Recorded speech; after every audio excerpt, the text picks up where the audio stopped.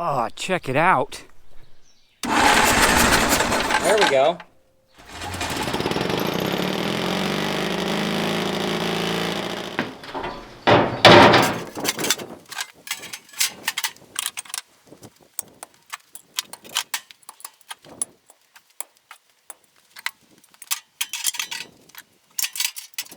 All right, ladies and gentlemen, day 4. All right, we are here to finally see if that diesel's gonna fire up. So let's get right into it. I'm excited. So one awesome advantage to finding machines in buildings is when you're out working on them and it starts raining on you, you've got somewhere to work that's out of the rain. Now it's not completely out of the rain because you can see the wet spots are where the roof leaks some, but that's okay. I'd so much rather have some roof than no roof. So yeah, I think what we're gonna start with is the fuel. This is probably the fuel drain, so you could drain the tank out. We're gonna open it up and just see what we get out. If it's clean, if it seems okay, then we'll probably just run it. Right here is the fuel shut off and on for being able to go to the line that goes into the diesel engine. This one is just for the drain, to drain out the tank in case you need to do that. So we're going to start by cracking the drain open, see what we get, and we'll go from there. Well, that's red diesel, which is off-highway diesel. So, and it looked clean. It really, really did. I know when I was working on old red, I could not even get fuel out of that. That's how dirty it was. So,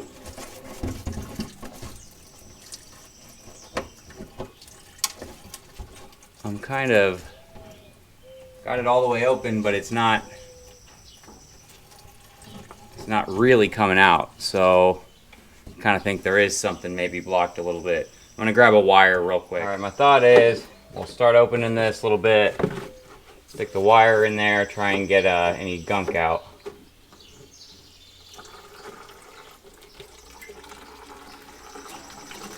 There we go. Oh yeah, that's the flow I'm after. All right. So there was some gunk in that one, but man, the diesel, I think it's gonna be good. It smells a little bit old, but it's pretty dang clean. So I'm betting there was just a little sediment built up right there in this little elbow here.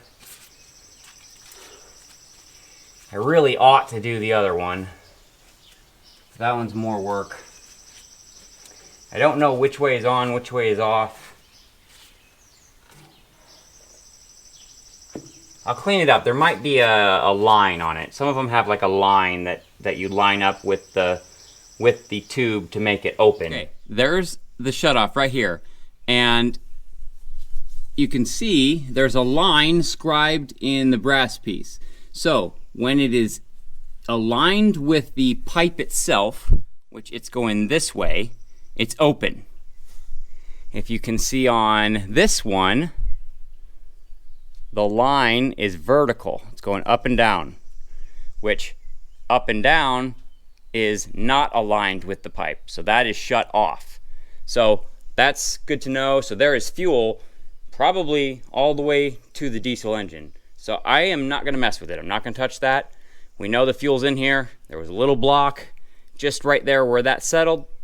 If there is in there, that line, we'll deal with that later. But for now, we know we've got pretty clean diesel coming out of there, and I think it's time to start the pony motor up and go from there. All right, I'm gonna get this 6-volt battery out of here. There's a mouse nest all around it. I guarantee it's probably not any good.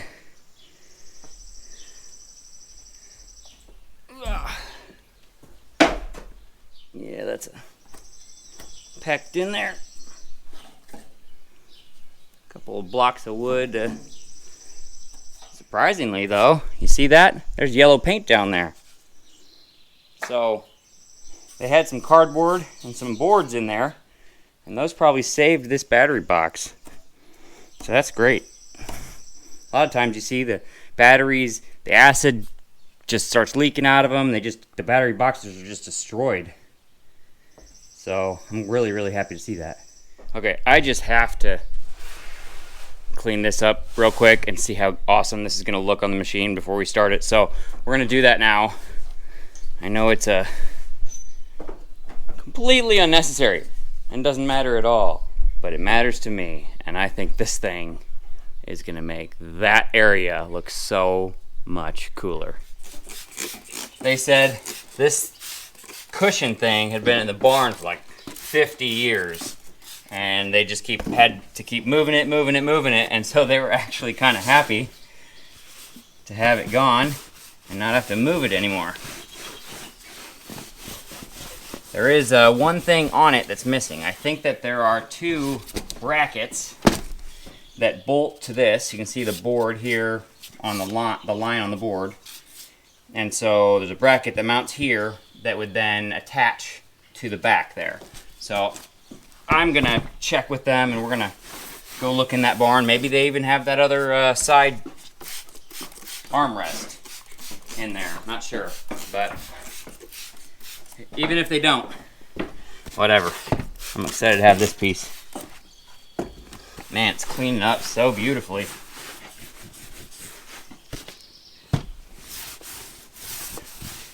Man, look at that. I mean, just that arch. Classic.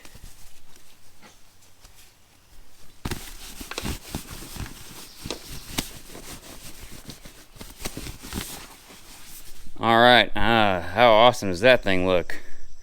It is pretty much perfect. One little ding right there. But man, other than that, if you can't appreciate the beauty in that, you're watching the wrong channel. Let's see what this looks like. That is awesome. Now, it would be really cool to find the other armrest, but I could probably either find one or make another one. Or if you have one and you want to get rid of it, let me know. But yeah, that is awesome. Looks like you're on a couch when you're running this thing. Sweet. There's a little baby. I think this is a finch. Look at this beautiful bird. I think it's got a damaged wing.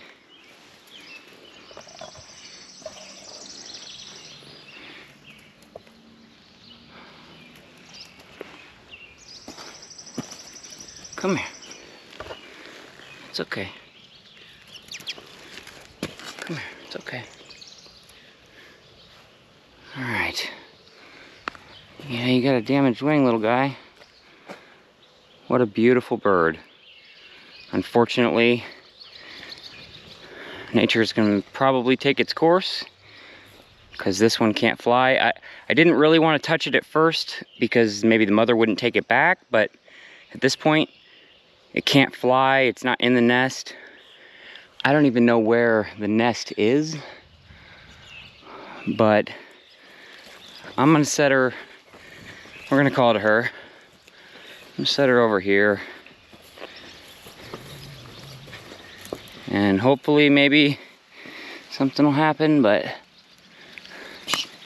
you go. What a beautiful little bird. What kind of bird is that? Is that a finch?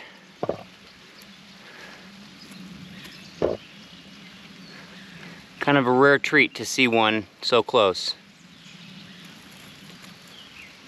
I really do hope it lives, but I understand the way that nature works. And as sad as it may be that this little baby bird dies, the other side of life cycle is something that is also living.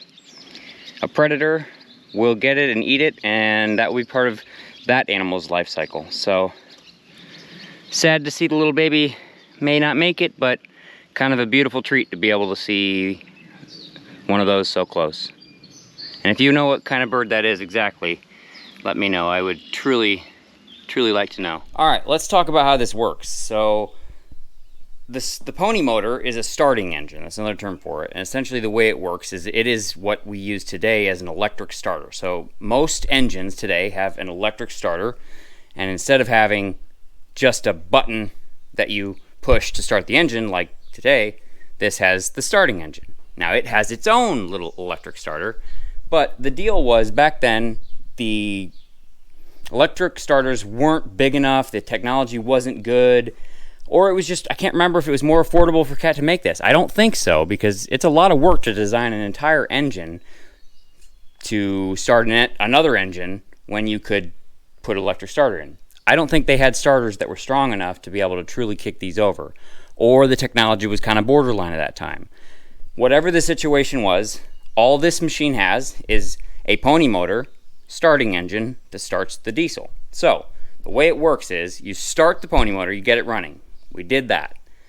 Next up, you essentially, what I'm going to do is I'm going to leave the diesel engine governor off.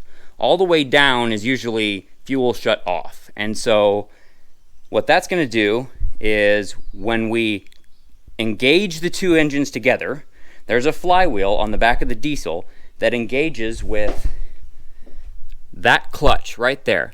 And so that clutch has a gear that when engaged, it gets sucked back towards the flywheel, and that engages the pony motor's flywheel to the diesel's flywheel. And then that at that point will basically be turning the diesel engine as if an electric starter was starting it. Same exact situation. That's all the pony motor does. That's the reason that the fact that this one is in such good shape is such an important and exciting thing, because those are usually the problem. Now, they can be replaced, but it's a lot of work. And so I'm glad I don't have to do that. So the way to engage the engines is right here, these levers. There's two. The main one, this lever here, will, when you turn it, it will basically pull that gear towards the diesel's flywheel, engaging the two together. And like I said, I'm going to leave the diesel's governor off. And the reason for that is because once the two engines are going, the diesel engine will start to turn over. And we'll be able to see oil pressure build up. We'll be able to get all of the coolant flowing through the entire machine. We'll be able to see fuel pressure on this gauge here. And then that way, because this engine's been sitting for so long, we can make sure it's fully lubricated before we actually just start popping it off and trying to get it to pour black smoke out. And so the plan is to do that, let it run for maybe a minute or two, and at that point we will engage, or basically give it fuel. The other thing is there is a decompression lever. So to start the engine, you remove compression on the diesel's rack. Essentially, it's like a cammed lever. And if you want to see it, go watch my last video on Old Red. You can literally see how that works, because when we replaced the head gasket on Old Red, it had to take that whole mechanism apart. But so once the engine is running, or you're about to start it, you would then kick this back over, and that turns that cam back down and allows the compression to start building up. Initially, we're going to go with start, because we want the pony motor to not have all the compression that the diesel needs to run being put on that engine right away, right when it starts.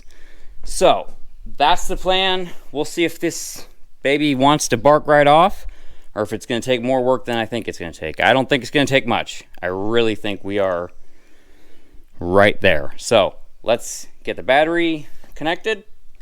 Let's get that engaged.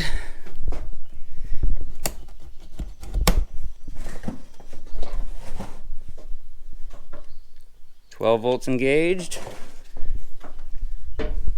All right. Decompression set to start. I'm pretty sure that the pony motor is not engaged to the diesel, because when we did start it, I didn't see the fan turning. I don't know how to disengage the starting clutch once it's been engaged without the engine running. So that's another thing to mention. The starting clutch will disengage itself because it has little weighted wings that when the diesel engine starts going so fast, the little wings will spring out, and then the gear will kick back to its position that it's in before you try and engage the two motors together. And then that's how it's left when you get to the point where the diesel has actually started.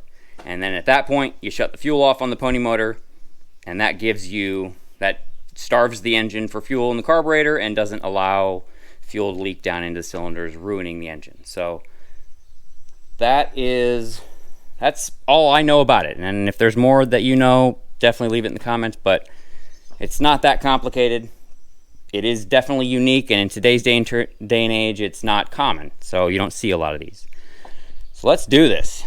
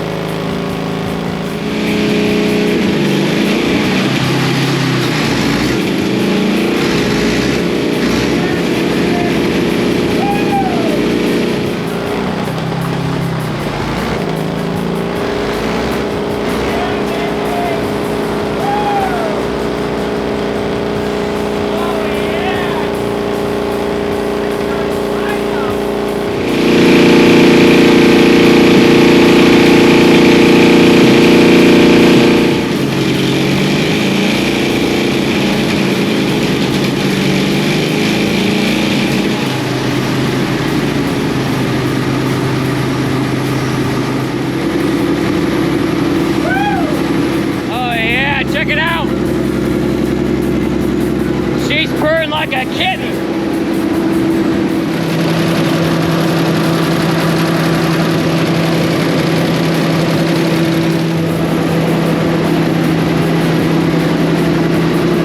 Would you look at that? That old girl just fired right up.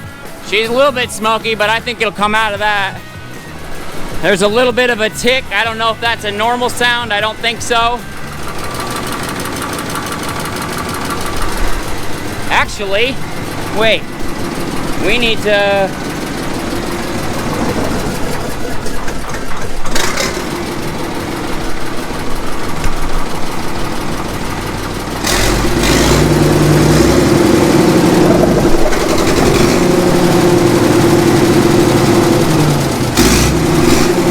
That sounds better. The decompression valve is on.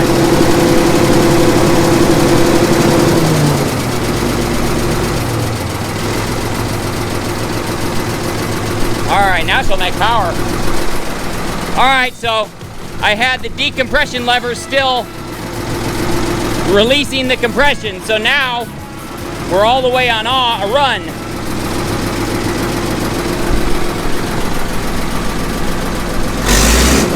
Oh, yeah, baby.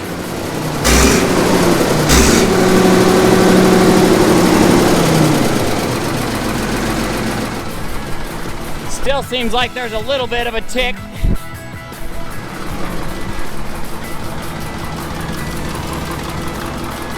Check while running. A little bit over full, but we are leaning. Well, she's idling well. What do you think? You want to just try the bucket right now? Let's do it.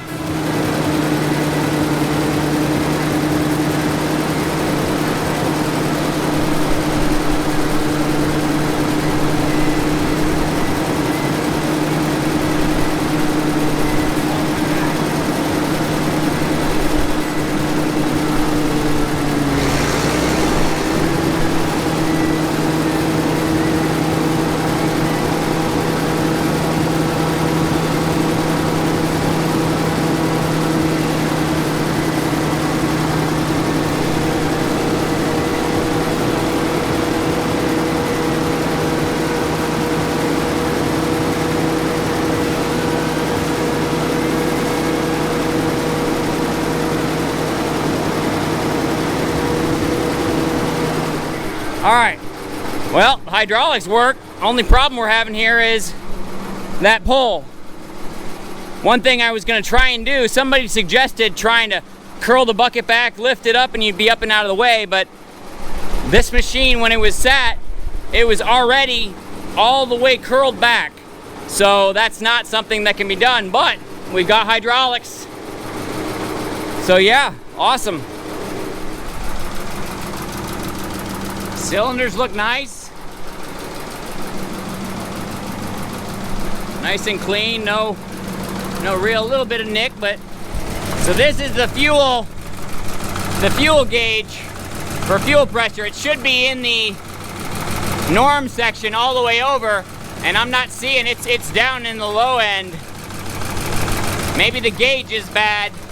I'm hoping that's the case because we have fuel pressure. It's running. So that gauge has got to have an issue. See if it moves. I'm gonna put it in gear. We'll see if we can back it up and maybe move it, or see if it's totally stuck. Here.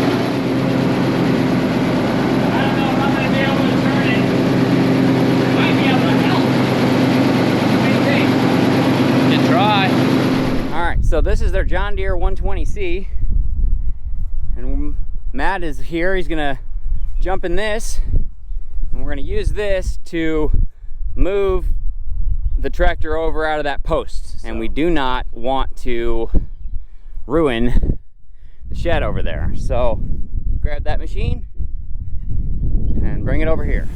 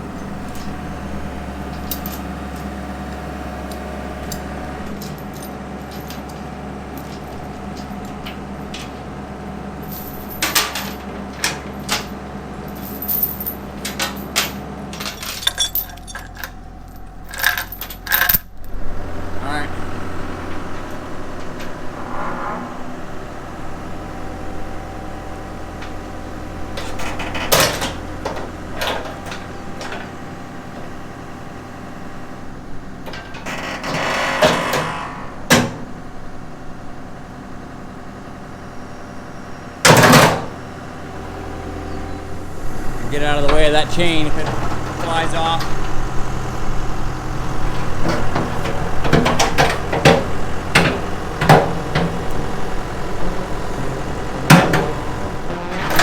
Well, it's not working, so we're gonna unchain it and try another method.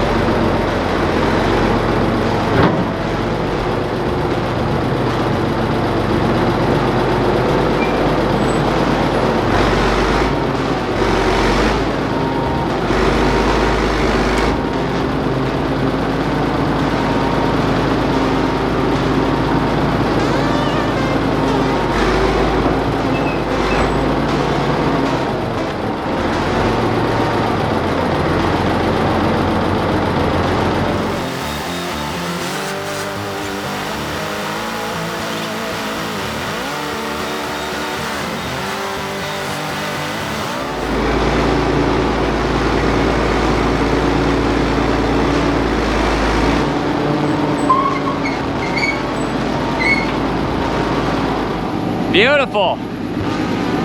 We went back, forth, back, forth, back, forth. Just enough to get us past that post. So he was pushing with that bucket. I don't think that hoe would have done it without the help of the cat, but. All right, well, we got it this far. Might as well take it out.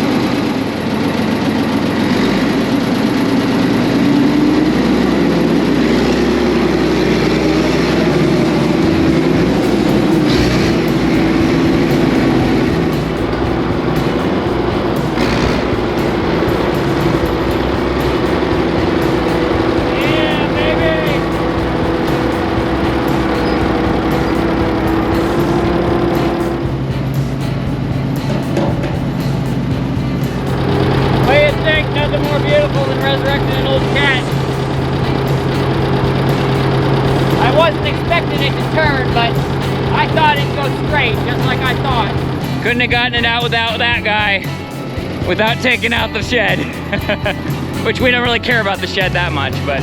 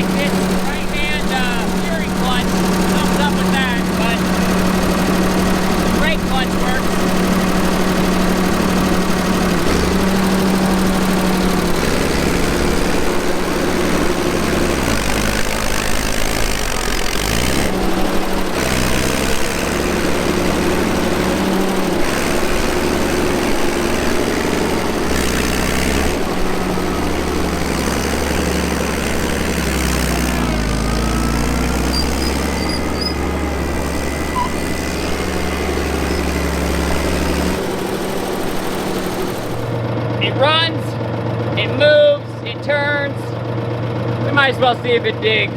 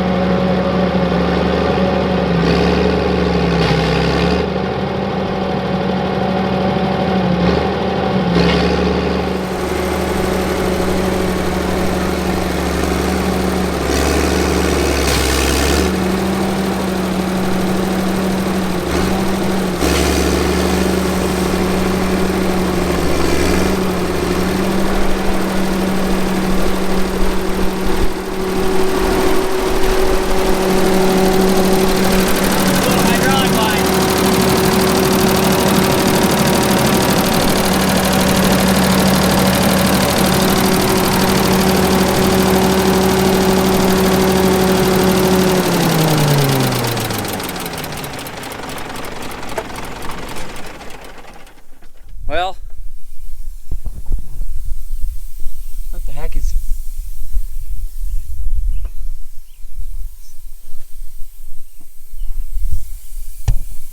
Oh, it's the radiator. I think we're running hot. I think we're needing some coolant. The gauge for where we are on coolant does not work. So water temp does not show anything. So that's the hissing. I think we're just running her hot. Should have checked it, got too excited. But we blew one of the loader. I thought I heard something pop. This is almost exactly like Old Red. Like the second I got that dang thing out of the barn, lifted the arms, tilted the bucket down, boom, blew a big hydraulic line. At least on that machine, I had a whole parts machine. This one I got to figure out which one it is, and then go pony up with the big boy wallet. But I figure out which line it is. So figured out this hydraulic line right here blew. Right below it, I can feel. You can hear. Those are the metal wires that would be in the line to, you know, I guess the support or whatever that builds up the insides of the hydraulic line. So that one blew out. This one feels okay. It's actually pretty easy to get out. There's 4 bolts there, and it's just right there underneath that steering clutch, right in that area. So gonna pull that line. All in all though, yeah, we blew a hydraulic line straight off and didn't even get a full scoop of dirt. See, we're literally trying to take that first scoop and she popped. But as is life, right? This machine is sat, actually, what Matt was telling me, probably closer to 15 or 16 years, because he remembers maybe he was like 10 to 15 years old. He's 30 something now, hasn't seen it run since then. So man, amazing that, we'll call it 15 years. For 15 years this thing sat in that barn unused, and today not only we get the pony motor to bark right back off again, that diesel fired right up, and yeah, it's purring like a kitten, running hot. So my bad on that. I'm gonna bring coolant, we'll get some of that figured out. It probably needs a new water temp gauge. So I've got some water temp gauges that I've kind of collected. I might have that very similar SW style. We'll see. But for right now, I mean, at the end of the day, there it is. What do you think? I know I love it. Absolutely love it. Not mad at all that it decided to blow that line, and we started it thinking, I'm just gonna start it today. Nope, not only did we start it, we moved it, and then we started digging with it. Heck yes. So right here on the back is where the toolbox goes. It's not under the seat. It is, every single one of the bolts for the toolbox is right there. So the toolbox is also the back cover, and basically a plate that bolts right over. So easy addition to replace that back on there. Side covers, one there, one on the other side. Easy to put back on. The dash bolts right on here. So here she sits. We shut it down after that. Plan is come back the next day and get that hydraulic line out. Go get one made. Really probably would be smart to do all of them, but man, you could spend so much money doing all of them, trying to get a machine back up in operating condition like this. The drawbar itself, check this out. Check it out. It's still loose. It's not even locked up. How amazing is that? Little damage on that, whatever you call this sliding piece. But man, that's so cool.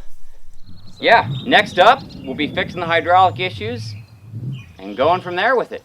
Seeing what we can do with it, getting it operating, and then getting it on the trailer and getting it back to the shop.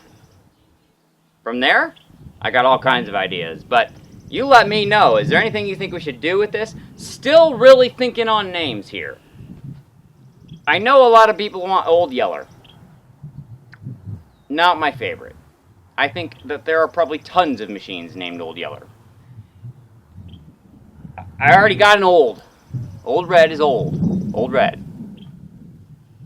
The other idea, one of my main ideas, is Matt's great-grandpa is who bought this machine, and his name was John. Well, I bought this machine from John's son, Ed, which is Matt's grandpa. And Ed is still alive, and I kind of think it would be cool to honor Ed's dad, John, by calling this either Big John or Big Bad John, kind of like the Jimmy Dean song. I also like kind of going back to the roots of machine. Old Red was named Old Red because of Sherry's dad. That was his nickname. He went by Red. And it was his dream to get Old Red running so he could dig a pond out their property. And it never did happen. But, you know, through what we were able to do, we got it running, moving, and everything. Now, Old Red is still, you know, in the works, needs a bunch of parts. We'll get to it when we get to it. For now, these opportunities with some of these additional machines, they came about. And when you get the opportunity to buy rare machines that are in amazing shape for a very cheap price, stuff like that, you have to jump on them. And if you don't jump on them, you lose that opportunity. And you may never see an opportunity like that again. And that's what I saw here. And the other two machines are very similar. One of which is probably going to be more work. I don't know how far we'll go with that project. But I can't wait to take you on those journeys. But for now, let's finish this one. And find this old beast a name. Fix a few things. She should be, it, he, I don't know, ready to do some work very soon. So stick around. We'll get to that next part soon. As always, subscribe if you haven't already. It helps the channel. I truly appreciate your comments. Leave a comment. That also helps the channel. Let me know your thoughts on it. Let me know what you enjoyed. Let me know anything you think about the video. Things I could do better, stuff that I might have done wrong. Doesn't matter. I love hearing from you. Stick around. And as always, thank you for your support. And I will see you on tomorrow's adventure. Well, we can't walk away without showing where the old beast sat. So you can see where the track pads have rusted themselves straight onto the ground, and it didn't have any problem breaking those free. I kind of wondered, but it's probably a good 6-8 inches right there. You know, we're talking about that deep on that side. There's a brick in there, some other stuff. Even that side's not, probably 3 or 4 inches of dirt down in there. The sun is on its way down, and I'm on my way out of here.